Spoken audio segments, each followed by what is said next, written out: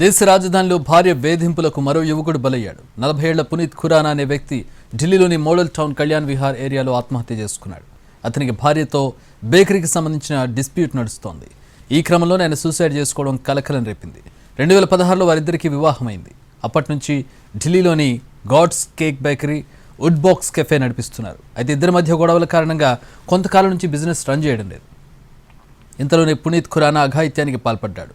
అంతకుముందు ఆమెకు రాత్రి 3 గంటలకు కాల్ చేశాడు. కానీ ఇంత రాత్రిపూట నన్ను డిస్టర్బ్ చేస్తావంటూ చెడమడ తిట్టేసింది. దీంతో మరింత కుంగిపోయిన పునీత్ ఏకంగా 59 నిమిషాల పాటు సెల్ఫీ వీడియో రికార్డ్ చేశాడు. ఆ తర్వాత ఆత్మహత్య చేసుకున్నాడు. భార్య వల్ల తను ఏ రకంగా వేధింపులకు గురవుతున్నానో సంపూర్ణంగా ఆ వీడియోలో వివరించాడు పునీత్.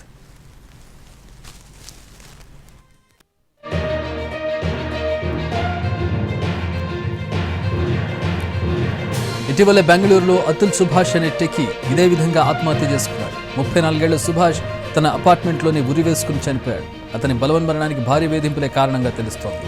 అతను కూడా ఇలాగే 24 పేజీలు లేఖ రాసి సూసైడ్ చేసుకున్నాడు.